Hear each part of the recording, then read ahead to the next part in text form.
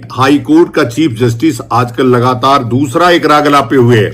आप सोचिए, जिस व्यक्ति ने इतने दिनों से ऑर्डर किया हो, क्या उससे न्याय की अपेक्षा आप कर सकते हैं? जिसके मन में ब्राह्मणों, क्षत्रियों और वैश्यों के प्रति इतना घृणा का भाव हो।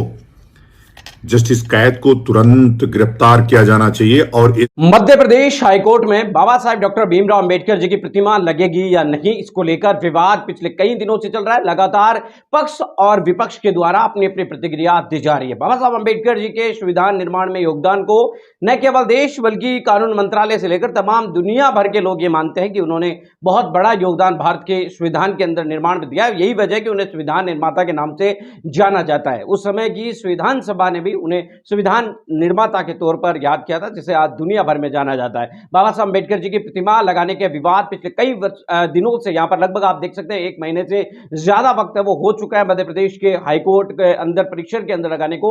उस मामले के अंदर ये एक बाबा है किसी पीठ के, उनकी तरफ से बयान सामने आया। उन्होंने जो चीफ जस्टिस यहाँ पर रहे थे अनुसूचित जाति समाज से आते थे और उन्हीं के कार्यकाल में बाबा साहब अंबेडकर जी की ये प्रतिमा लगाने का पूरा जो एक तरीके से प्रोसेस है वो शुरू हुई थी।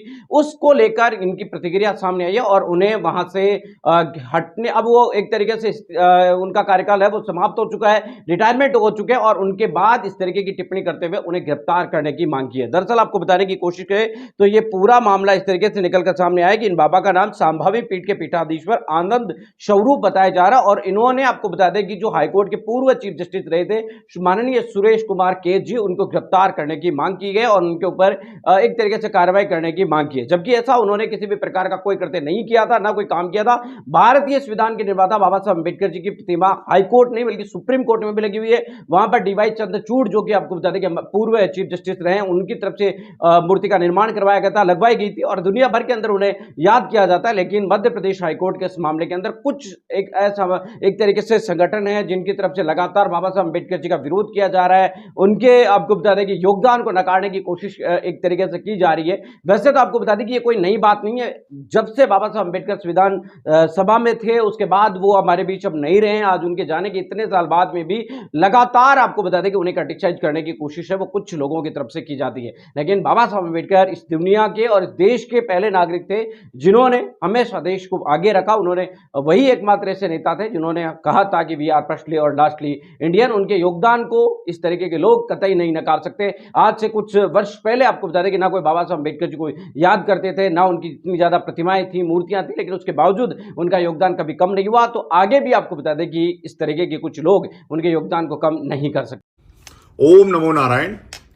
अभी जिस प्रकार से ग्वालियर में लगभग 2500 दलित हिंदुओं को बौद्ध धर्म में दीक्षित करने के लिए अंबेडकर की 22 प्रतिज्ञाएं, जिसमें हम ब्रह्मा विष्णु महेश को नहीं मानते, हम फलाना ठिकाना नहीं करते करके जिस प्रकार का धर्मांतरण का गोरख धंधा मध्य प्रदेश सरकार के देख रेख में हो रहा है।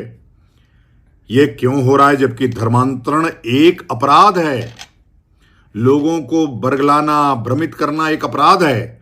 लेकिन लगातार जिस प्रकार से विश्वमन किया जा रहा है, अंबेडकर के नाम पर इस देश को अशांत किया जा रहा है। और वहीं हाई कोर्ट का चीफ जस्टिस आजकल लगातार दूसरा एक रागला पे हुए है।